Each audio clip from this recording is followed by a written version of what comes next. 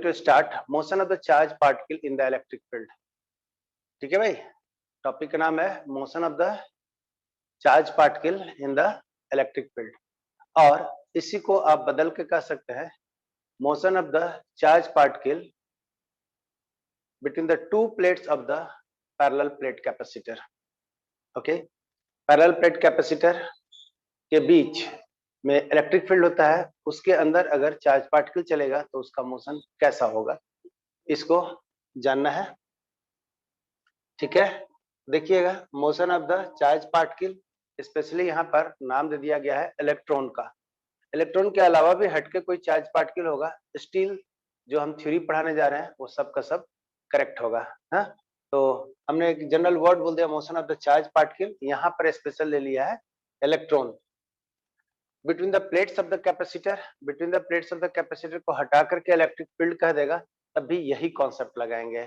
Right, तो बहुत ज्यादा इसका हेडेक नहीं लेना है हम लोग को कि चार्ज पार्टिकल है तो प्लेट के बीच रहेगा तब, या हम लोग कह देंगे कहीं और इलेक्ट्रिक फील्ड रहेगा तब. अलग अलग कोई कॉन्सेप्ट होगा, सेम कॉन्सेप्ट से हम लोग एक्सपेंशन और एक्सप्लेनेशन करेंगे. तो पहले हम आपको समझा देते हैं कि हाउ इज दैट. करेक्ट है, यहाँ तक ठीक है, एवरीथिंग इज ओके. सिंबल मार दीजिए तो हम लोग फिर आगे बढ़ते हैं. बहुत ठीक है भाई. हाँ जी ना, चलिए तो हम लोग आगे बढ़ते हैं. आप पहले समझिए, दिस इज योर कॉन्सेप्ट, हम आपको एक्सप्लेन कर रहे हैं, उस चीज को आप देखिएगा ना. देखिए यहाँ से, if there is an electric field given like this field may be uniform, may be non-uniform. अगर ये इलेक्ट्रिक फील्ड E है and if there is a charge kept in the electric field, हम लोग सब जानते हैं कि अगर कोई भी चार्ज है जिसको इलेक्ट्रिक फील्ड में रख दीजिएगा तो फोर्स लगने लगता है किसके ऊपर में, चार्ज के ऊपर में. किसके कारण, इलेक्ट्रिक फील्ड के कारण. And that is given by Q into E. Important, इस फोर्स का कॉन्सेप्ट आप लोग थोड़ा सा याद कर लीजिए. हम लोग कहते हैं कि कोई भी चार्ज पार्टिकल को इलेक्ट्रिक फील्ड में रखिएगा तो उस चार्ज पार्टिकल के ऊपर में इलेक्ट्रिक फोर्स लगना शुरू हो जाता है, and that is given by Q into E. हम लोग ये कहते हैं F बराबर QE, तो और यहां कह देंगे पॉजिटिव चार्ज. अगर ऐसा है पॉजिटिव चार्ज तो कॉन्सेप्ट में हम लोगों ने ये ले लीजिए, देख लीजिए क्या, इलेक्ट्रिक फील्ड का डायरेक्शन एंड फोर्स का डायरेक्शन दोनों सेम होगा. नंबर एक, ये बात को हमने बोला हुआ था कि अगर कोई पॉजिटिव चार्ज पार्टिकल है इलेक्ट्रिक फील्ड में रख दीजिएगा तो फोर्स का डायरेक्शन और इलेक्ट्रिक फील्ड का डायरेक्शन सेम होगा. लेकिन अगर हम ये बोले थे कि चार्ज पार्टिकल नेगेटिव होगा, F is equal to Q into E, then E का डायरेक्शन अगर ऐसे है तो F का डायरेक्शन हम लोग को अपोजिट में लगता है. ठीक है, if charge particle is positive then electric force acts in the same direction as that of the applied electric field, and charge particle अगर negative होगा तो electric field and electric force are opposite to each other. इतना point clear हो गया, तो हम फिर आगे बढ़ते हैं. और फोर्स होता है तो हम लोग सब जानते हैं कि एक्सेलरेटेड मोशन होगा ही होगा. फोर्स अगर किसी चार्ज पार्टिकल पे या किसी मास पे लगेगा तो एक्सेलरेटेड मोशन होगा. इतना पॉइंट क्लियर है. फोर्स लगेगा तो एक्सेलरेशन होगा. अब थोड़ा सा ये समझिए, ये वाला बात को हमने बोल रखा था. आगे देखिए, दिस इज योर प्लेट है, समझिएगा ना, कैपेसिटर प्लेट है. अपर प्लेट को हम पॉजिटिव टर्मिनल से जोड़ दिए हैं एंड लोअर प्लेट को निगेटिव टर्मिनल से जोड़ दिए हैं. राइट, अब हम लोग देख रहे हैं कि एक चार्ज पार्टिकल में इलेक्ट्रॉन को कंसीडर करते हैं. किसको कंसीडर कर रहे हैं, इलेक्ट्रॉन को. Might be proton, might be alpha particle, कुछ भी सवाल आपसे पूछ सकता है, तो कोई टेंशन नहीं लेना है ना. आप समझो, दोनों के बीच, प्लेट का बीच का डिस्टेंस को हमने ले लिया y and length of the plate को हमने ले लिया है x। x एंड y लेने का पर्पस ये है, length of the plate can be any value, can be of any value and distance between the two plates can be of any value. हम पास में भी रख सकते हैं, दूर में भी रख सकते हैं, इतना बड़ा भी ले सकते हैं, इतना बड़ा भी ले सकते हैं, करेक्ट है। तो मेरा ये कहने का मतलब है एक्स वाई एक वेरिएबल के टर्म में हमने ले लिया है। अब क्वेश्चन में आपका वैल्यू अगर ये 2 मीटर दे दिया, ये हाफ मीटर दे दिया, डाटा रख देंगे। अगर ये 5 मीटर दे दिया या 50 मीटर दे दिया, डाटा रख देंगे, मेरे पास बन जाएगा। इसीलिए हम लोगों ने इस तरह का कॉन्सेप्ट लेकर के चल रहे हैं। There is an electric field setup due to, हाँ, इलेक्ट्रिक फील्ड सेटअप का डायरेक्शन जो होगा, ये हमारे पास डायरेक्शन किधर से किधर चलता है, दिस इज +2 माइनस, ये सब जानते हैं। इलेक्ट्रिक चार्ज का डिस्ट्रीब्यूशन होगा तो इलेक्ट्रिक फील्ड का डायरेक्शन इस तरह से होगा। अब आप लोग ये सोचो कि अगर हम लोगों ने यहां से इलेक्ट्रॉन को रख दिया, this is an electron, this is an electron, अगर यहाँ पे इलेक्ट्रॉन रख देंगे निगेटिव प्लेट के पास में, तो निगेटिव प्लेट का टेंडेंसी होगा निगेटिव चार्ज इलेक्ट्रॉन को रिपेल करने का, और पॉजिटिव का टेंडेंसी होगा अट्रैक्ट करने का। तो ये बताइए कि इलेक्ट्रॉन निगेटिव चार्ज है, तो जिधर इलेक्ट्रिक फील्ड होगा उसके अपोजिट डायरेक्शन में फोर्स लगेगा। ये तो सब लोग बोलिएगा कि सर F बराबर E इंटू ई लगेगा। डायरेक्शन से दिखाते हैं, निगेटिव से नहीं लगाते हैं भाई, क्लियर है ना। इलेक्ट्रिक फील्ड का डायरेक्शन किधर से है, प्लस प्लेट से माइनस प्लेट की ओर, एंड इलेक्ट्रिक फोर्स का डायरेक्शन किधर लगेगा, माइनस से प्लस की ओर, क्योंकि इलेक्ट्रॉन कैसा है, निगेटिव है। सब लोग क्लियर है। और इलेक्ट्रॉन का वेलोसिटी हम लोग किसी भी इंस्टेंट में हॉरिजॉन्टली अगर हम लोगों ने ऐसे दे दिया, किस समय पे, t इक्वल टू 0 पर, ठीक है भाई, t इक्वल टू 0 टाइम पर अगर एंड ए से, क्या देखिए, एंड ए से निकल करके एंड बी की ओर जा रहा है, हॉरिजॉन्टल हमने वेलोसिटी दे दिया है, नेगेटिव प्लेट के पास में दे दिया है। ओके, कहीं भी रहेगा, ऊपर रहेगा, नीचे रहेगा, जस्ट वाई में अंतर आ जाएगा। हम लोग को देख रहे हैं कि यहाँ से अगर इलेक्ट्रॉन का वेलोसिटी हमने दे दिया, हॉरिजॉन्टल चल रहा है, तो हॉरिजॉन्टल डायरेक्शन में वेलोसिटी दे दिया है, बट वर्टिकल डायरेक्शन में फोर्स लग रहा है। हाँ चाहे ना बोलिएगा, हम लोग इस डायरेक्शन में वेलोसिटी दे दिया है, लेकिन फोर्स किधर लग रहा है, ऊपर की ओर। बड़ा कमाल हो गया। ऐसा कोई मोशन बताइए जिसमें कि, ऐसा एक मोशन बताइए जिसमें कि एक कंपोनेंट एक्सेलरेटेड हो और एक कंपोनेंट कांस्टेंट हो। ऐसा 11th में हम आपको पढ़ाए हुए हैं।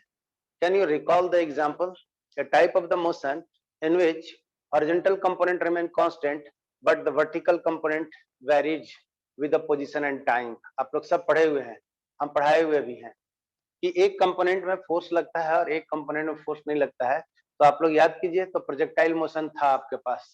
प्रोजेक्टाइल मोशन, एक पत्थर को उठाकर अगर फेंक दीजिएगा तो हॉरिजॉन्टल डायरेक्शन में कोई फोर्स नहीं लगता है। बहुत अच्छा आयुष, हाँ, पत्थर को उठाकर अगर फेंक दीजिएगा तो motion of the stone in the space in which horizontal component remain constant but there vertical component varies with the time. कभी घटता है कभी बढ़ता है, क्योंकि जी हमेशा किधर लगता है, नीचे की ओर लगता है। बहुत सही। तो यहाँ भी कुछ वैसा ही मोशन होने जा रहा है। देखो तो, हॉरिजॉन्टल वेलोसिटी, हॉरिजॉन्टल डायरेक्शन में कोई इलेक्ट्रिक फोर्स नहीं है, और gravity force is assumed to be negligible here. हम आपको पढ़ा चुके हैं कि इलेक्ट्रोस्टैटिक फोर्स के रेस्पेक्ट में ग्रेविटेशनल फोर्स का मान बहुत छोटा होता है। इसलिए जहां हम इलेक्ट्रोस्टैटिक या मैग्नेटिक की बात करते हैं, वहां ग्रेविटी की बात हम लोग नहीं करते हैं, क्योंकि इलेक्ट्रॉन का मास जानिए रहे बहुत छोटा है। तो gravitational effect is very very small, so we do not consider. Clear हुआ, क्लियर। तो अब यहाँ पर देखिए कि हॉरिजॉन्टल वेलोसिटी से इलेक्ट्रॉन एंट्री किया ये प्लेट के बीच में, और जब एंट्री किया तो हॉरिजॉन्टल वेलोसिटी हमने v दिया हुआ था, लेकिन वर्टिकल डायरेक्शन में तो फोर्स है। तो तुम ही लोग ऐसे सोचो कि कोई बॉडी ऐसे जा रहा है, ऊपर की ओर खींच रहे हो, तो ऐसे जाएगा कि थोड़ा मुड़ जाएगा। तो ऑफ कोर्स ये वाला चीज जो है, इसका वेलोसिटी का डायरेक्शन मुड़ करके, this is the path of the charge particle between the two charge plate of a capacitor।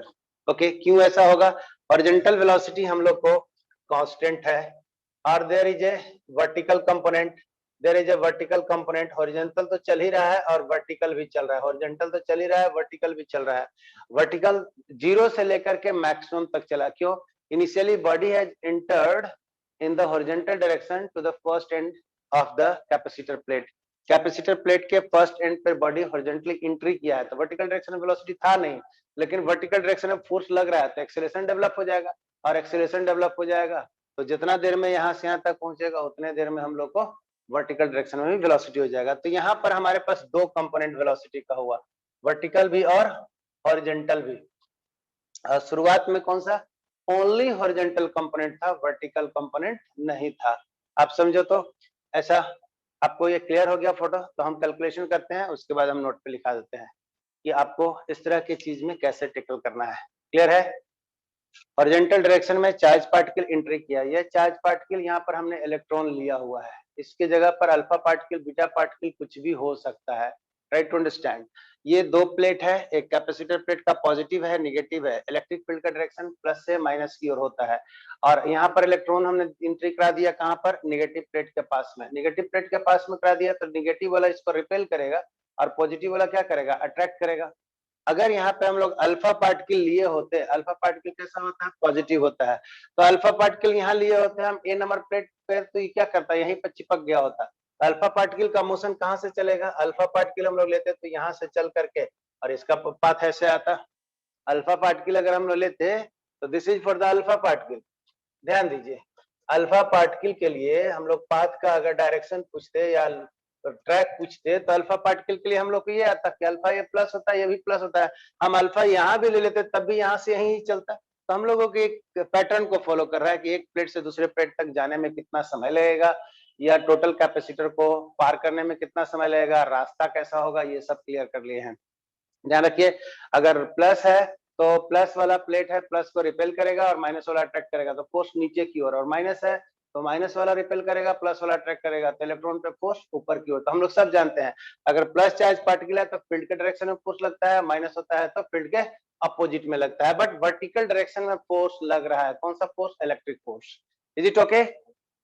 तो हम लोग यहाँ से कैलकुलेशन करने जा रहे हैं, horizontal velocity is constant whereas vertical velocity is variable. इतने पॉइंट समझना है। हॉरिजॉन्टल वेलोसिटी में there is no force, there is no external force, so velocity remain constant, but in the vertical direction there is an electric force, owing to that there is a acceleration, and if there is an acceleration there is a velocity which is variable. Clear है? Horizontal direction में कोई force नहीं लग रहा है, इसलिए velocity constant रहेगा, चाहे चार्ज प्लस रहे चाहे माइनस रहे। हम दोनों पॉइंट के लिए कर रहे हैं, चाहे इलेक्ट्रॉन रहे, अल्फा रहे, बीटा रहे, या कोई और आयंस रहे, सबके लिए रूल एक ही लागू होगा। तो इस पे न्यूमेरिकल्स बनते हैं, हमको लगता है कि आपको क्लियर हो जाएगा।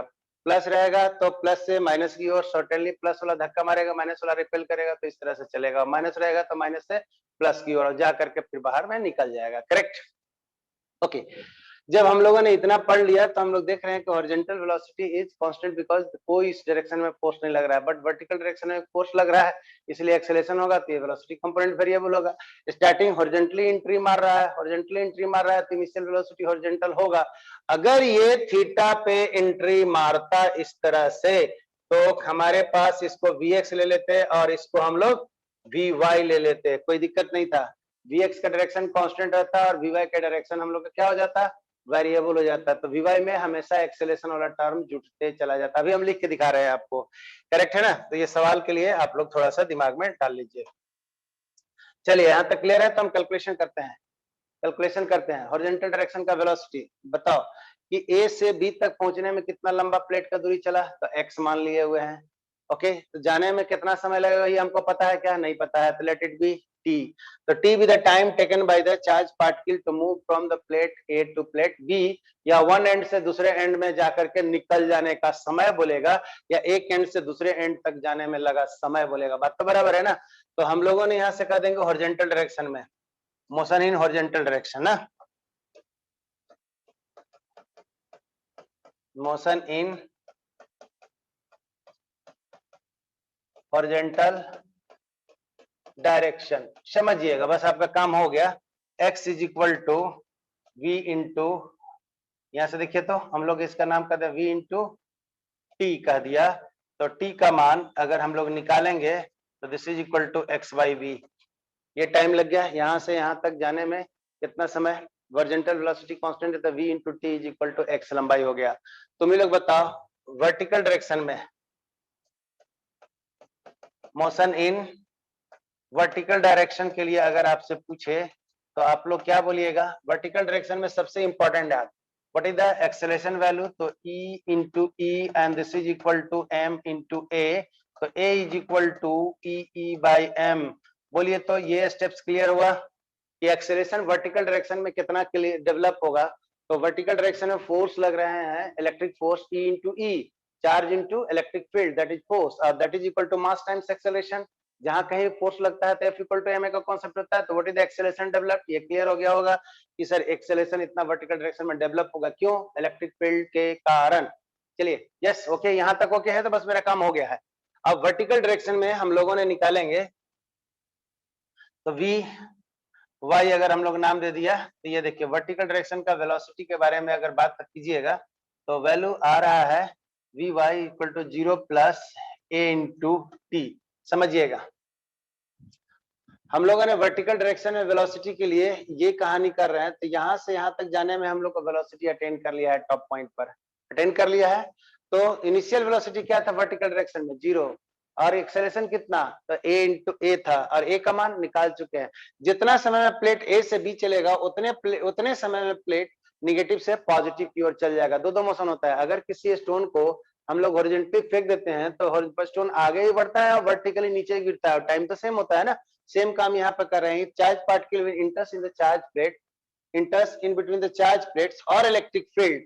तो क्या होगा, जितना समय में चार्ज पार्टिकल ए से बी तक जाएगा उतने समय में यह चार्ज पार्टिकल निगेटिव प्लेट से पॉजिटिव प्लेट की ओर चला जाएगा। मतलब हॉरिजॉन्टली अगर एक्स चला तो वर्टिकली कितना चला माय डियर, जल्दी से बोल दीजिए, वर्टिकली कितना चला, हॉरिजॉन्टली अगर ये एक्स चला टी समय में तो वर्टिकली कितना चला, देख के बोल दीजिए, फास्ट लिखिए, उसके बाद हम कहानी कर देते हैं। वाई चला, सानिया छा गई, यस मृत्युंजय वाई वाई वाई, बहुत अच्छा Dharmendra, everyone you are getting, मतलब आप लोग सब सुना ले, ज्योति रंजन बहुत अच्छा, तो मेरा काम हो गया। ये देखिए मैं लिख देता हूँ, आप लोग सब पढ़े हैं, y is equal to vertical direction का वेलोसिटी इंटू टी, ठीक है भाई, plus half a t square, आप लोग सब पढ़े हैं। और वी वाई का मान ये देखिएगा, वर्टिकल डायरेक्शन में हम लोग यहाँ पर वेलोसिटी का मान जो होता है ये बताइए, हम लोग शुरुआत का वेलोसिटी लिख देते हैं, यू वाई कर दिए, यू वाई शुरुआत का वेलोसिटी, यहाँ पर यू वाई का मान शुरू में क्या था आपका,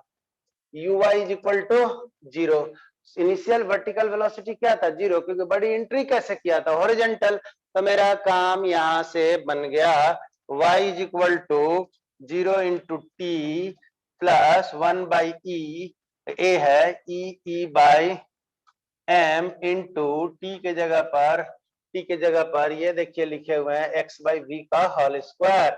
चलो भैया y is equal to 1 by 2 e by m and this is v square and this value is what, x square। देखिए यहां से आराम से देखिए, तो हम लोगों ने कहे हुए हैं कि वर्टिकल डायरेक्शन में इनिशियल वर्टिकल वेलोसिटी इज 0, देख रहे हैं ना, एंड एक्सेलरेशन किधर की ओर है, ऊपर वर्टिकल डायरेक्शन में है, तो हम लोग कहते हैं पढ़ा हुआ था ये, ऐसा हम लोगों ने प्रोजेक्टाइल मोशन में पढ़ा था, एग्जैक्टली ये प्रोजेक्टाइल मोशन है, बट ग्रेविटी की जगह पर हम लोग को इलेक्ट्रिक फील्ड आ गया। यही तो कमाल का चीज है ना, कि जो हम लोग एक जगह पढ़े रहते हैं उसी को हम लोग आगे भी कैसे एक्सटेंड करते हैं कॉन्सेप्ट का, यही वाला पॉइंट करते हैं।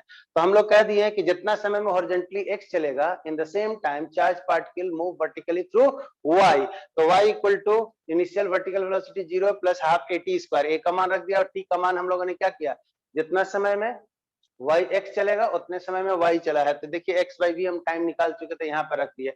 आप लोग ये देख के बताइए y x में रिलेशन देखिए, तो y x में रिलेशन देखिए, स्ट्रेट लाइन का है, पैराबोला का, हाइपरबोला का, इलिप्स का, सर्कल का, किस चीज का रिलेशन शो कर रहा है, y इज इक्वल टू आपके पास फॉर्मेट ये हो गया, ये जितना भी टर्म आपको दिख रहा होगा ये टर्म आपका कांस्टेंट है, पैराबोला, विवेक बहुत अच्छा बहुत अच्छा, तो ये पैराबोला का पाथ से पायल आशी, everyone you are getting, Jyoti Ranjan, yes I am happy that you people are recalling this once, क्या this path is what parabola, तो पैराबोला आपको पाथ देखने से भी नहीं लग रहा है, आप देखिए तो ये कैसा पाथ है, it is a part of the parabola, yes, the charge particle kept in the electric field and electric field acts at right angle to the motion of the charge particle, then path will be parabolic। फिर से अगर कोई charge particle है electric field के 90 degree पर entry करेगा तो वो चार्ज पार्टिकल पैराबोला पाथ में जाएगा। ये VVI क्वेश्चंस है जो साबित करने के लिए ये इंजीनियरिंग में क्वेश्चन पूछते हैं। कैसा पाथ होता है ये मेडिकल वाले को बहुत ज्यादा क्वेश्चन पूछता है। क्वाड्रेटिक इक्वेशन है पैराबोलिक। राहुल जी आप तो बड़ा आराम से लिखे हैं, बहुत सही। तो उम्मीद करते हैं कि ये वाला पॉइंट आपको क्लियर हो गया होगा, राइट। नोट कैसे लिखना है ये तो हम पीपीटी में डाल देंगे, हमने कैलकुलेशन करके आपके सामने दिखाया हुआ है, एकदम शॉर्ट में पूरे लैंग्वेज वाइज हम लोगों ने लिखा हुआ है। पढ़ देते हैं फटाफट फटाफट कि हम लोगों ने क्या लिया हुआ है, देख रहे हैं ना सब लोग। और उसके बाद हम लोग इसको आगे बढ़ेंगे। This is for your note कि हम लोग कितना कॉपी में लिखना चाहिए, ठीक है। हाँ एकदम इजी है। और कॉन्सेप्ट है, कॉन्सेप्ट हम लोग 11th वाला ही ले लिया है, कौन वाला, पैराबोलिक वाला। और पैराबोलिक पाथ कहाँ पे होता है, प्रोजेक्टाइल मोशन में होता है। वहां पर हम लोग क्या कहते हैं, motion of the body under gravity, here motion of the charge particle under the electric field, यही कहानी है। अगला वाला एगो टॉपिक जोड़ देंगे, motion of the charge particle in the magnetic field. अगला वाला बोल देंगे कि दोनों तीनों लगा देंगे, कहाँ प्रॉब्लम है, कोई दिक्कत ही नहीं है, चलेगा ना। अब आप देखिएगा, अगर चार्ज पार्टिकल है और उसी डायरेक्शन में इलेक्ट्रिक फील्ड है तो एक्सेलरेटेड मोशन होगा या रिटार्डेड मोशन होगा। ये पैराबोलिक पाथ नहीं होगा, कैसा होगा, स्ट्रेट पाथ में। इंपॉर्टेंट, अगर इधर ही इलेक्ट्रिक फील्ड है और इधर ही चार्ज पार्टिकल और प्लस है तो एक्सेलरेटेड मोशन हो जाएगा, राइट। और ये चार्ज पार्टिकल इसी डायरेक्शन में है और इसी डायरेक्शन में electric field, but charge negative होगा तो चार्ज पे फोर्स किधर लग जाएगा, पीछे की ओर, तो रिटार्डेड मोशन हो जाएगा। अगर 90 डिग्री पर हो गया तो पैराबोलिक होगा, 90 पे नहीं भी रहेगा तब भी कर्व पाथ में ही जाएगा, वो पैराबोलिक ही होगा, करेक्ट ना। यहाँ पर हॉरिजॉन्टली एंट्री मारा है, हो सकता है कि चार्ज पार्टिकल हमारा ऐसे एंट्री मारता, तो ऐसे एंट्री मारता तो यहाँ दो वेलोसिटी कंपोनेंट ले लेते हैं, इसको हम लोग कह देते हैं यूएक्स और इसको हम लोग कह देते हैं कौन सा, यूवाई। तो यूएक्स का मान जो शुरू में जीरो लिए हुए थे वो जीरो नहीं लेते, फर्क कितने पड़ता, बाकी मेरे सारा काम हो जाता, क्लियर। ओके अब यहां से देखिए हम लोगों ने क्या लिया हुआ है कैलकुलेशन में, जस्ट अभी दिखा दिया है, पढ़ देते हैं इसको। Charge particle that is electron है will move with constant horizontal velocity whereas there is accelerated motion in the vertical direction due to electric force. ये सारी बातों को बता दिया कि हॉरिजॉन्टल डायरेक्शन में चार्ज पार्टिकल कांस्टेंट से मूव करेगा, बट वर्टिकल डायरेक्शन में एक्सेलरेटेड मोशन होगा, कैसा motion, due to electric force होगा, ये क्लियर है। और इलेक्ट्रिक एक्सेलरेशन कितना पैदा होगा, तो इलेक्ट्रिक फोर्स का मान E into e that is equal to ma। Acceleration हम लोग को मिल गया किधर, वर्टिकल डायरेक्शन में, चार्ज किधर चल रहा है, हॉरिजॉन्टल डायरेक्शन में, कर्व हो जाएगा। तो equation of the motion in the horizontal direction x equal to vt, अभी जस्ट लिखे हुए थे, देख लीजिए इसको। तो time for which charge particle moves between the plate, t क्या है, जितना समय में चार्ज पार्टिकल प्लेट का एक एंड से दूसरे एंड में जाएगा उतने समय में चार्ज पार्टिकल नीचे वाला प्लेट लोअर प्लेट से लेकर के ऊपर प्लेट में चला जाएगा, मतलब दो दो मोशन साथ में हो रहा है, horizontal as well as vertical. तो देख लीजिए motion of the motion in the vertical direction में हमने लिखा y equal to 0 into t plus half a t square. Zero क्यों लिए हुए हैं भाई, तो initial velocity uy that is velocity of the charge particle in the vertical direction is 0 because charge particle entry कैसे किया हुआ है, आपको एंट्री कैसे किया हुआ है, हॉरिजॉन्टल डायरेक्शन में। हाँ यहाँ पर अगर आपको थोड़ा एडवांस क्वेश्चन जो पूछा हुआ है आईआईटी में, जो हम आगे राउंड में लेंगे, अगर वेलोसिटी आपको लिख देता है 3i प्लस 4j, ऐसे लिख दिया, ये देखिए आपको टेंशन दिया, 3 ले लेंगे, मूविंग इन स्पेस, हाँ जी मूविंग इन स्पेस, कहीं भी चल सकता है जहां इलेक्ट्रिक फील्ड दिया हुआ है, राइट। या आपको दोनों प्लेट के बीच में ही इस तरह से आपका एंट्री मार दिया, अभी हमने हॉरिजॉन्टल एंट्री करवाया था, हम यहाँ पर एंगल पे एंट्री करवा देंगे, व्हाट इज द प्रॉब्लम। तो हम लोग चलने का तरीका यही होगा, सिर्फ यहाँ जो जीरो लिए हुए तो वहां पर हम लोग क्या ले लेंगे, 3, मेरा काम हो जाएगा, क्लियर है। ओके तो हम लोग के लिए y इक्वल टू जब इक्वेशन रख दिए तो this is the value constant आया, और ये कांस्टेंट का मान हम लोगों ने y इक्वल टू कह दिया क्या, दिस इज kx स्क्वायर, तो ये वैल्यू हम लोग को क्या होगा, parabolic. Path is what, parabolic. तो when charge particle moves in the electric field then path may be straight, accelerated, retarded और कर्व इज पैराबोलिक। अगर चार्ज पार्टिकल और इलेक्ट्रिक फील्ड सेम डायरेक्शन में रहेगा तो पाथ स्ट्रेट लाइन होगा, और charge particle और इलेक्ट्रिक फील्ड 90 डिग्री या सर्टेन एंगल पे होंगे तो पैराबोलिक होंगे। आई सपोज कि ये पॉइंट आपको क्लियर हो गया होगा। ओके यस हाँ जी देखिए जल्दी से देख लीजिए आप लोग को, उम्मीद करते हैं सबको ये क्लियर होगा। क्रिस्टल क्लियर है आशी? बहुत सही, क्रिस्टल क्लियर। वाह जावेद, चलिए भाई, अच्छा लगा कि आप लोग का क्लियर हो गया। अब मेरा एफर्ट भी यही रहती है कि आपके पॉइंट क्लियर हो जाए। अब अगला पॉइंट हम आपको समझाने जा रहे हैं। अभी बहुत सारी बातें हैं, ऑल क्लियर है आवाज? ठीक। अब ये चीज हम लोग कहते हैं, एक होता है कोरोना डिस्चार्ज। कोरोना कोरोना अभी हम लोग पढ़ रहे हैं। कोरोना डिस्चार्ज क्या है उस चीज को समझ लीजिए। तो ये बहुत सिंपल सा कॉन्सेप्ट है, ऑब्जेक्टिव क्वेश्चंस के लिए आते हैं। कहीं भी कोई भी चीज लेन और देन, गिव एंड टेक, रश्मि भालो बहुत क्लियर, छा गई, ठीक है ना। कहीं भी चार्ज का लेन और देन, इनटेक और आउटलेट जो हम लोग कहते हैं, if we are exchanging the charge from one body to another body, then exchange of the charge takes place at the sharp point। फिर से, कहीं से चार्ज अगर लेना है तब, या चार्ज आपको देना है तब, जब कभी भी चार्ज का एक्सचेंज होता है दो बॉडी के बीच में, तो वो होता है शार्प पॉइंट पे होता है, शार्प पॉइंट पे। जितना ज्यादा पतला पॉइंट, शार्प पॉइंट होगा, वहां पर चार्ज इनटेक भी बहुत ज्यादा होगा, और यहाँ से चार्ज का रिजेक्शन भी बहुत ज्यादा होगा। मतलब चार्ज का एक्सचेंज बहुत फास्ट होता है, कहाँ पर? पॉइंटेड सरफेस पर। इसीलिए भी जितना लाइटनिंग कंडक्टर देखते हैं ना, जो छत पे लगा रहता है, मंदिर में लगा रहता है, गिरजा में लगता है, गुरुद्वारा में लगा रहता है, डिजाइन भले सब अलग अलग है। मंदिर में लगा रहता है तो 3 गो सूल लगा जाता है, त्रिशूल लगाता है, चांद लगा जाता है, कहाँ पर? मस्जिद में देखिएगा तो चांद लगा रहता है।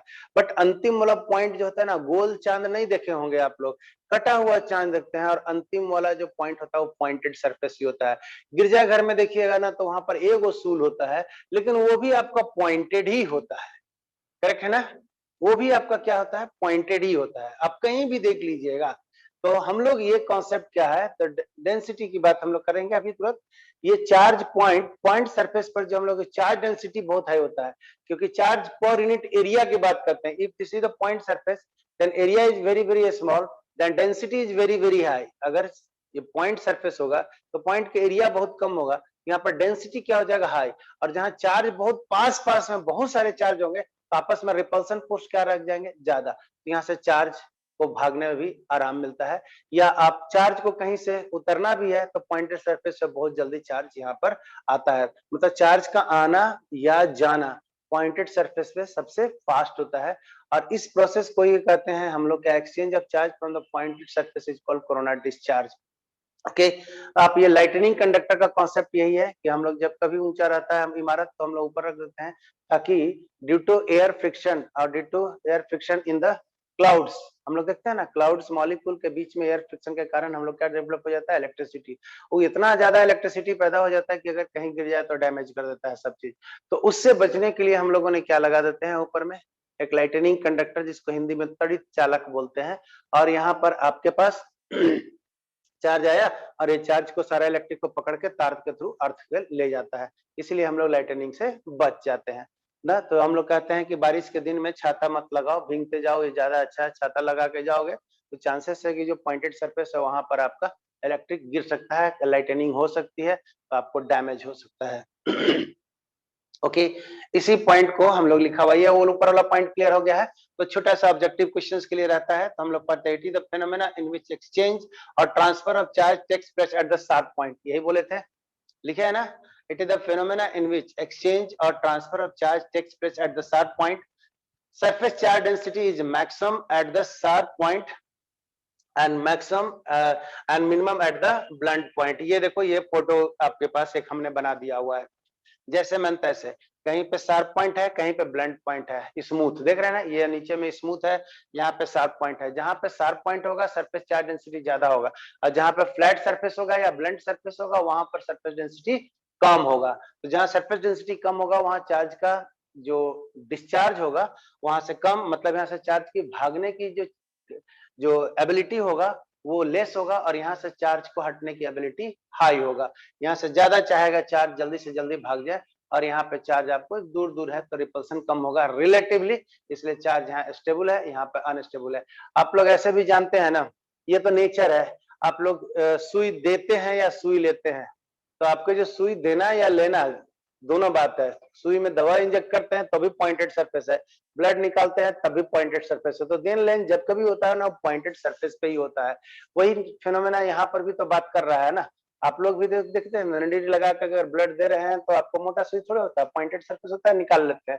अगर ये दवा इंजेक्ट भी करना है तो पॉइंटेड सरफेस होता है, इंजेक्ट कर दिए। सेम रूल को यहाँ फॉलो करता है और इसी प्रिंसिपल को आगे हम लोग डिवाइस में यूज कर लेते हैं। उसका नाम है डिवाइस का, आगे चल के हम लोग पढ़ेंगे, Van de Graaff generator. It is a special type of the generator which is used to develop very high voltage, very high potential difference at the certain point पे। हम लोग बहुत ज्यादा हाई पोटेंशियल या हाई वोल्टेज पैदा करना चाहते हैं। हाई मतलब 2, 4, 10, 220, 250 नहीं। हाँ, ये 7 पॉइंट जो टेम्पल बिल्डिंग या और भी कहीं देखते हैं ना, वो आपका इसी प्रिंसिपल पे काम करता है और लाइटनिंग से बचने के लिए उसको हम लोग लगाए रहते हैं। क्योंकि अगर लाइटनिंग हो गया है स्पेस में due to the motion, due to the friction among the cloud molecules, और ये इतनी ज्यादा डेवलप कर जाता है वोल्टेज कि अर्थ का जीरो वहां लाख में भी वोल्टेज पैदा हो जाती है। तो वो पोटेंशियल डिफरेंस के कारण बीच का मीडियम जो होता है ना, जो एयर होते हैं, वेपर होते हैं, वो सब आपको इंसुलेटिंग मटेरियल के काम करते रहता है। और पोटेंशियल डिफरेंस जब बहुत ज्यादा हो जाता है तो पोटेंशियल डिफरेंस के कारण शॉर्ट करता है। शॉर्ट करने के कारण बीच का मीडियम जो होता है ना ब्रेक करता है, और कोई भी चीज ब्रेक करता है तो आवाज होती है। और यही कारण है कि जब कभी आप बारिश के दिन में देखिएगा तो आपका लाइटनिंग भी होगा और आवाज भी होगा। तो बीच का जो मीडियम होता है वो टूटता है, और टूटने के बाद जो इलेक्ट्रिक होता है ऊपर से नीचे डायरेक्ट हो जाती है, तो उसी को कहते हैं बजर गिर गया, लाइटनिंग हो गया है। और उसी जो लाइटनिंग स्पेशल जो एक्स्ट्रा इलेक्ट्रिक हो गया, अगर उसको पकड़ करके अर्थ के अंदर ले जाने की हमारे पास डिवाइस हो गया तो अगल बगल कुछ नहीं होता है, आराम से सब लोग सेफ रह जाते हैं। दिस इज द कॉन्सेप्ट है ना। आगे आइए ये लिख लिया है, everything is okay. Pointed surface पे चार्ज को लेना या देना, exchange of charge is maximum at the pointed surface and minimum at the smooth surface और blunt surface. Is it okay? This whole phenomena is called, हम लोग corona discharge कर देते हैं। और ये चीज को देखिएगा, यहाँ से लिखा हुआ है बॉडी एक ही है लेकिन अलग अलग जगह पर अलग अलग सरफेस है। ऐसा इसलिए है कि कहीं पॉइंटेड है कहीं स्मूथ है। ये अरेंज करने के लिए पूछता है कि कहाँ पर चार्ज डेंसिटी ज्यादा होगा, तो जहाँ पर पॉइंटेड सरफेस है तो हम लोग लेंगे सिग्मा 1, उसके बाद सिग्मा 2, उसके बाद देख रहे हैं सिग्मा 3, उसके बाद हम लोग देख रहे हैं सिग्मा 4 और सिग्मा 5 हम लोग का सबसे लिस्ट कैटेगरी में आ गया। जहाँ पे जहाँ जितना स्मूथ होगा उतना ही हम लोग को चार्ज का डेंसिटी कम होगा। क्लियर? हाँ जी, अब आइए, क्लियर हो गया यहाँ तक? यस, चलता है, बनता है, लिखते हैं। ये लिख लिए हैं तो हम लोग आगे बढ़ाइए। क्लियर है? हाँ, पायल क्लियर है? चलिए, तो everything is okay to all of you, then we are going ahead. थोड़ा सा धीरे धीरे हम लोग आगे बढ़ते हैं। आगे में बढ़िएगा तो टॉपिक का नाम है combination of the two charge capacitor. Combination of the two charge capacitor, या ऐसा भी हो सकता है combination of A charge capacitor with another charge और अनचार्ज कैपेसिटर। एक कैपेसिटर फुली चार्ज है, दूसरा कैपेसिटर हमने लिया, या तो ये चार्ज रहे या ये चार्ज न रहे, दोनों को हम तार से जोड़ देंगे। व्हाट विल हैपन, आपके पास ये देखना है, how energy is transfer from one two another, ये हम लोग को समझना है। और कब तक चार्ज का फ्लो होगा ये समझना है। ये सारी कहानी हम लोग पढ़ने जा रहे हैं ना। तो see this was combination of the two charge capacitor, combination of the two charge capacitor. यहाँ पे हम ये नहीं बोला कि दोनों कैपेसिटर कैसा है, बस लिख दिया है दो चार्ज कैपेसिटर। इसमें दोनों का दोनों चार्ज हो सकता है, दोनों का दोनों में से एक चार्ज हो और एक फुल्ली न्यूट्रल हो, और हम लोग जोड़ देंगे तब क्या होगा। तो थोड़ा सा कॉन्सेप्ट को समझ लीजिए, उसके बाद आपको तुरंत ये याद हो जाएगा।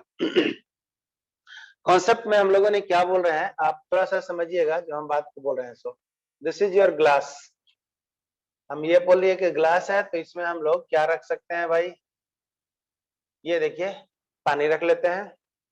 ओके, अब थोड़ा सा यहाँ से देखिएगा कि हम ग्लास आइडेंटिकल हो सकता है, आइडेंटिकल नहीं भी हो सकता है। This is C1 capacity, this is C2 capacity. Okay, देखने से अगर आइडेंटिकल होगा तो बराबर कैपेसिटी होता है, अनआइडेंटिकल हो तो बराबर नहीं होगा। ओके, हम लोगों ने यहाँ पर अगर इतना दूर तक पानी को रख देंगे और दूसरा वाला में हम पानी यहीं तक रखे हुए हैं तो आप ये बताइए, this is glass number 1, glass number 2, किसमें पोटेंशियल ज्यादा है, 1 नंबर, और दिस इज 2 नंबर, किसमें पोटेंशियल ज्यादा है, जल्दी से बताइए तो। किस पोटेंशियल में वाटर का लेवल हाई है? वाटर का लेवल हाई मतलब पोटेंशियल हाई। ओके, और यहाँ से देखिए, यहाँ से देखिए potential of the one, potential of the one, ये देखिए पानी का लेवल इसमें ज्यादा है। Okay, this is V1 and this is यहाँ पर क्या है आपका V2, यही ना है? This is V1 and this is V2, correct है। तो अगर हम लोग इसको ट्यूब से जोड़ देंगे, what will happen? What will happen? Water will flow from 1 to 2। ये कब तक जाएगा पानी, कब तक फ्लो करेगा? तो वाटर, ये देखिए लेवल बराबर हो जाएगा पिंक कलर के बराबर तक, मतलब पोटेंशियल दोनों का बराबर हो जाएगा, तो हम लोग को फ्लो ऑफ द वाटर रुक जाएगा। करेक्ट है। High potential to low potential मतलब इस पोटेंशियल से इस पोटेंशियल के 1 नंबर से 2 नंबर की ओर जाएगा। ये आपको दिख रहा होगा water flow. Same charge flow भी होती है। कब तक जाएगा? तो हम लोग को जब तक पोटेंशियल बराबर नहीं हो जाएगा, ये देखिए दोनों का लेवल बराबर हो गया, तो फिर हम लोग को फ्लो ऑफ द वाटर रुक जाएगा, ये तो तय है। बट इस कंडीशन में हमने कह दिया कि V इक्वल टू सेम हो गया। समझिएगा, हम लोगों ने कह दिया कि एक सर्टेन कंडीशन जब हम लोग ट्यूब से जोड़ दिए हुए हैं, तो water will flow in such A way that level of the water in both the glasses will be same. Correct है। जब ऐसा हो गया तो बताओ कि जब लेवल बराबर हो गया उस समय पानी का अमाउंट बराबर है कि अलग है? देख के बताओ। जब लेवल बराबर हो गया है तो दोनों में पानी का अमाउंट सेम है कि डिफरेंट है? अगर ये समझ गया तो आगे वाला आसान हो गया। देख लीजिए भाई, लेवल सेम हो गया तो दोनों में पानी का अमाउंट सेम है कि अलग अलग है? दो आंसर आ रहा है, सेम भी है अलग अलग भी आ रहा है, डिफरेंट है डिफरेंट है, सेम नहीं होगा रे भाई। देखिए ये ग्लास का जो बेस है पतला है और ये ग्लास का बेस वाइडर है और ये आपको थिनर है कि नहीं है? तो इसमें लेवल सेम, दोनों में लेवल सेम है, बट इसमें पानी का मात्रा ज्यादा है, इसमें पानी का मात्रा चल, ठीक है ना? कंटेनर इज आइडेंटिकल, हाँ, अगर कंटेनर आइडेंटिकल होगा तो दोनों में सेम हो जाएगा। अगर कंटेनर जो है आइडेंटिकल नहीं होगा तो लेवल सेम होते हुए भी पानी का अमाउंट डिफरेंट होगा। सेम चीज यहाँ हम समझाना चाह रहे हैं। अगर दो कैपेसिटर हम लोग लेंगे, समझ लीजिए, और दोनों कैपेसिटर आइडेंटिकल है, ठीक, अगर हम लोग उसको तार से वायर से जोड़ देंगे तो चार्ज फ्लो करेगा, और चार्ज फ्लो करते करते पोटेंशियल बराबर हो जाएगा। आइडेंटिकल होगा तो पोटेंशियल बराबर होने से चार्ज का अमाउंट भी बराबर होगा। लेकिन अगर अनआइडेंटिकल कैपेसिटर होगा तो पोटेंशियल बराबर हो जाएगा, चार्ज बराबर नहीं होगा। मेरा समझाने का मतलब ये था। जैसे हमने यहाँ पर बोला कि अगर दोनों का दोनों ग्लास आइडेंटिकल होगा तो लेवल बराबर होने से अमाउंट ऑफ द वाटर भी बराबर होगा। अगर एक ग्लास बड़ा और एक छोटा है, पाइप से जोड़ दीजिएगा तो हमारे पास लेवल तो बराबर हो जाएगा, but amount of water differ कर जाएगा। सेम चीज यहाँ रिपीट कर रहे हैं कि अगर दो कैपेसिटर हैं और दोनों को हम लोग जोड़ देंगे, तो जोड़ने के बाद अगर कैपेसिटर आइडेंटिकल है तो पोटेंशियल भी बराबर होगा और दोनों में चार्ज भी बराबर होगा, ठीक। अगर अनआइडेंटिकल कैपेसिटर होगा तो जोड़ने पर पोटेंशियल बराबर हो जाएगा बट चार्ज बराबर नहीं होगा। Is it? मतलब हम लोग दो कैपेसिटर को जोड़ने पर पोटेंशियल बराबर होना तय है। If two capacitors are combined by the wire, then potential will be equal. It is must, but charge may or may not be. I suppose कि ये वाला स्टेटमेंट आपका क्लियर हो गया होगा। अगर ये क्लियर हो गया तो हम आगे कैलकुलेशन दिखा देते हैं आपको। क्लियर है? यस, हमने कह दिया if two capacitors are connected by the wires, then potential will be same. It is must, ये जरूरी है, पोटेंशियल बराबर हो जाएगा, बट चार्ज में और may not be same. Charge will be same when both capacitors are identical and it will be different when capacitors are different. Is it? चलिए तो हम लोग यहाँ पर आ जाइए, शुरुआत कर लेते हैं। That is for the note points. सवाल है, आसान आ जाएगा, थोड़ी सी हम लोग लेवल बढ़ा लेते हैं ना। तो ध्यान रखिए, there is a first capacitor है, this is C1 and V1, इसको हमने चार्ज कर दिया हुआ है कितना पोटेंशियल तक? V1 तक। ओके, इसका मतलब चार्ज कितना हमने रख दिया? चार्ज को रखा, this is equal to Q1 equal to C1 एम V1। पहला कैपेसिटर लिया हमने, सेल से जोड़ दिया, और सेल से जोड़ के करने के बाद उसका पोटेंशियल का मान V1 डेवलप करा ले। It means we have kept charge Q1 equal to C1 V1।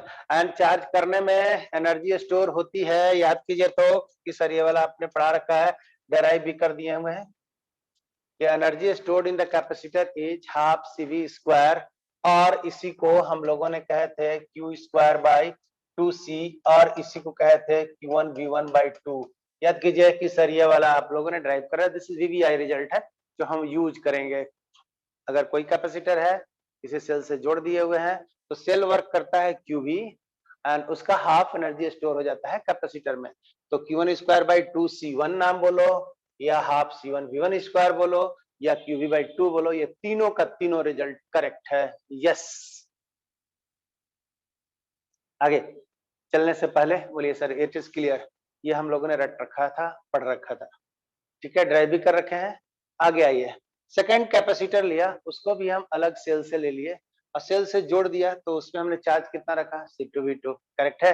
And U2 is equal to half C2V2 square, या इसी को आप लोग लिख सकते हैं कितना value Q2 square by 2C2 and this is equal to Q2V2 by 2। आप कोई भी एक्सप्रेशन आपको सवाल में आ सकता है, ये आपकी जरूरत है कि कौन सा एक्सप्रेशन कब लेंगे, डिपेंड करता है कि सवाल में इंफॉर्मेशन, न्यूमेरिकल क्वेश्चन में इंफॉर्मेशन क्या दिया हुआ है। Information is given in terms of the charge and capacitor, we will take this charge and voltage, we will take this capacitance and voltage, then we will take half CV पर। ये आपके ऊपर depend करता है, जब numerical पढ़ेंगे तो हम कौन सा एक्सप्रेशन को लेकर के चले। बट यहाँ पर हम लोग क्या करने जा रहे हैं, combination of the two capacitor in which both are charged और either में भी charged। ओके, खाली को जोड़ दीजिएगा तो चार्ज फ्लो थोड़ी करेगा, उसमें तो कोनो में चार्ज है ही नहीं है, तो कम से कम ये वो चार्ज होना चाहिए, तब की बात कर रहे हैं। दो से ज्यादा कॉम्बिनेशन हो सकता है, अभी दो वाला पे पढ़ाई कर रहे हैं, इसमें कि आइदर जरूर चार्ज होना चाहिए, पक्का ना। तो अब ये देखिएगा, when two capacitors are connected in parallel, ये लिया हम लोगों को इस तरह से जोड़ दिया, तो बताओ कि जैसे ही हम लोग जोड़ देंगे तो charge will flow in such a way that potential of both the capacitor will become equal। ये तो तय है कि भाई चार्ज हम लोग को जब जोड़ देंगे तो चार्ज का फ्लो इस तरह से होगा, जैसे देखे ना ग्लास में पानी था, डिफरेंट लेवल में था, जब ट्यूब से जोड़ दिए तो हम लोग को वाटर फ्लो करेगा, कब तक, लेवल बराबर हो जाए। चार्ज बराबर हो भी सकता है, नहीं भी बराबर हो सकता, बट पोटेंशियल बराबर होना जरूरी है। तो भैया ये समझो कि हम लोग कैलकुलेशन में क्या करेंगे, this is Q1 plus Q2 is equal to Q1 dash plus Q2 dash. समझिए, ये दिस इज योर कॉन्सेप्ट। ये हमने लिया, ये क्या है शुरू का चार्ज, ये क्या है बाद का चार्ज, ये वाला फर्स्ट चार्ज, ये वाला सेकंड कैपेसिटर में इनिशियल चार्ज है, ये final charge at the first और ये final charge at the second. तो दिस इज है कनेक्शन के पहले का चार्ज, ये है कनेक्शन के बाद का चार्ज। क्लियर हुआ, क्योंकि चार्ज कौन सा प्रिंसिपल है, charge follow the conservation principle, जो शुरू का चार्ज था वही बाद का चार्ज हो गया। मतलब इस पॉइंट को जो हमने समझाया था, यहाँ से देखिए इस चीज को, जो total amount of the water शुरू में जोड़ दीजिए तब, या बाद में पानी फ्लो करके, तो अमाउंट ऑफ द वाटर तो सेम ही रह जाएगा ना। सेम थिंग यहाँ पर भी है, शुरू में चार्ज जितना था दोनों पे मिला करके, बाद में जब ज्वाइंट भी कर लिए तो चार्ज इधर से उधर गया, बट एक कैपेसिटर से दूसरे कैपेसिटर में ही ना गया, तो टोटलिटी में चार्ज क्या रह जाएगा, कांस्टेंट। तो अगर इस कंसेप्ट को थोड़ी सी हम आगे बढ़ाते हैं तो हमारे पास देखिए क्या होने वाला है, हम लोग यहां से लिखेंगे C1V1 plus C2V2 is equal to C1V plus C2V। बोलो भाई, सर इतना लिख सकते हैं, शुरुआत में चार्ज था C1V1, दूसरा पे शुरू में चार्ज था C2V2, बाद में पोटेंशियल V, बाद में पोटेंशियल V, तो चार्ज का मान C1V plus C2V, there is a common potential. तो ये पोटेंशियल का मान हम लोग को निकालना रहता है, this is C1V1 plus C2V2 divided by C1 plus C2। This is the common potential। This is the common potential। याद करो, this is the common potential। ऐसा 11th में भी पढ़े थे, M1V1 plus M2V2 is equal to M1 plus M2 into V। हाँ कि ना, जब दो बॉडी टकराया और टकराने के बाद कॉमन वेलोसिटी से चला गया था, तो ऐसा कुछ क्वेश्चंस आया था कि नहीं आया था। बिल्कुल, आप लोग जस्ट देखोगे ना तो लगेगा कि अरे ये तो सब एक दूसरे से मिलता जुलता है, कहीं कोई प्रॉब्लम ही नहीं है। तो जैसा वहां पर M1V1 plus M2V2 by M1 plus M2 आया था, यहाँ पर भी देखिए, यहाँ पर C1V1 plus C2V2 by C1 plus C2, ये this is your common potential, this is your common potential. और जब हम दोनों को जोड़ दिए, ठीक है ना भाई, दोनों को जब जोड़ दिए तो दोनों को जोड़ दिए तो इक्विवेलेंट कैपेसिटेंस का वैल्यू क्या हो जाएगा, equivalent capacitance value C1 plus C2, parallel में जोड़ दिए थे, this is C1 plus C2। तो अब बताओ कि नया वाला एनर्जी मान कितना आ जाएगा, half C1 plus C2 into common voltage. बोलो, यही चीज यहाँ लिखे है। तो in totality what is the energy value, half C1 plus C2 into common voltage देखिए यहाँ पर निकाल चुके हैं। This is the way to solve the numerical problem. ये हम लोग को आते रहते हैं, बहुत आसानी से निकाल लेंगे। Is it okay? अब आगे अगर आसान है तो थोड़ी सी हम आपको और समझा देते हैं तो कहानी बन जाएगी।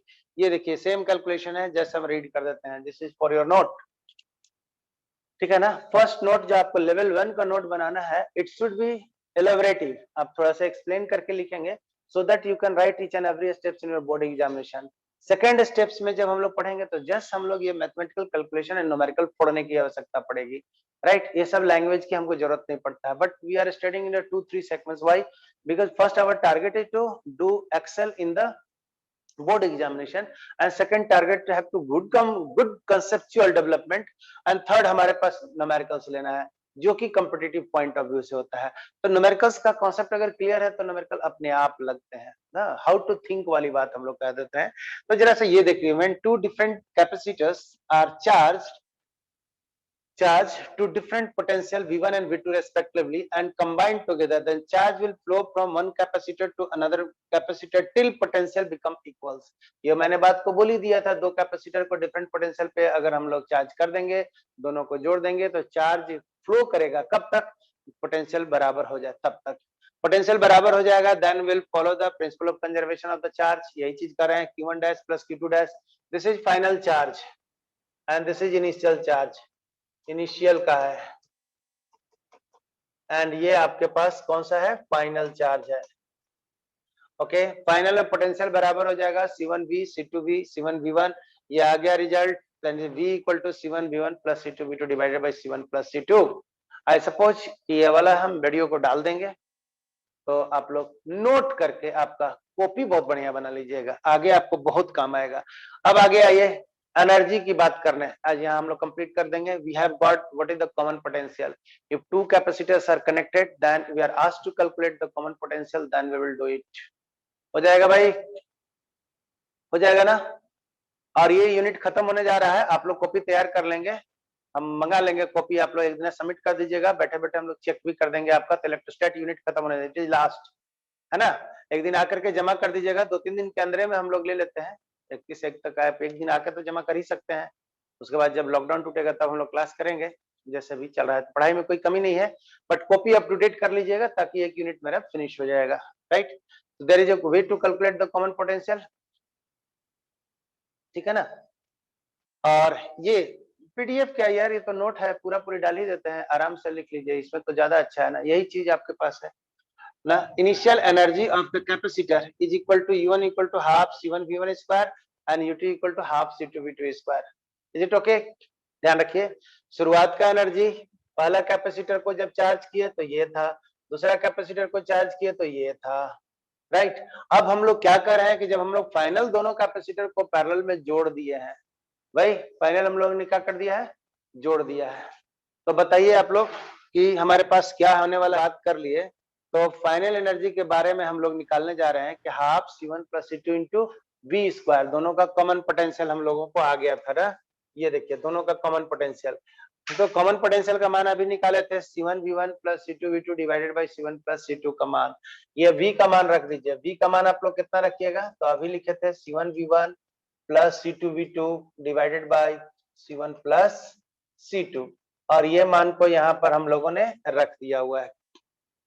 इंपॉर्टेंट, यहाँ से एक C1V1 है, यहाँ पर C2V2, यहाँ C1 प्लस C2। ये देखिए हम कैलकुलेशन दिखा रहे हैं ना, अगर ये दिखा दीजिएगा तो ये वाला वैल्यू है C1 plus C2 into C1V1 plus C2V2 का whole square divided by C1 plus C2 का होल स्क्वायर।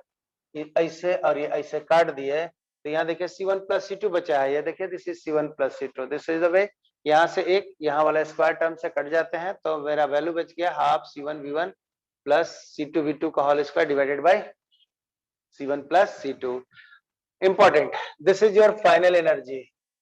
ये कौन सा एनर्जी आया? Final energy. इनिशियल एनर्जी क्या था? U1 प्लस U2 में से फाइनल एनर्जी घटा दिया, this is initial and this is your final energy F। अब इनिशियल एनर्जी का मान हमारे पास वैल्यू था half C1V1 plus half C2V2 minus half C1 V1 plus C2 V2 का whole square divided by C1 plus C2। This is the whole mathematical calculation. अगर आप लोग करेंगे फाइनली तो ये आपको रिजल्ट याद करना है ना, ठीक है। हाफ कॉमन लेंगे, इसको हम लोग तोड़ेंगे, फिर एलसीएम लेंगे, सब काम करेंगे तो ये वैल्यू वाला वैल्यू आपको आने जा रहा है half C1 C2 divided by C1 plus C2 into V1 minus V2 का होल स्क्वायर। इसको आपको रिमेंबर कर लेना है।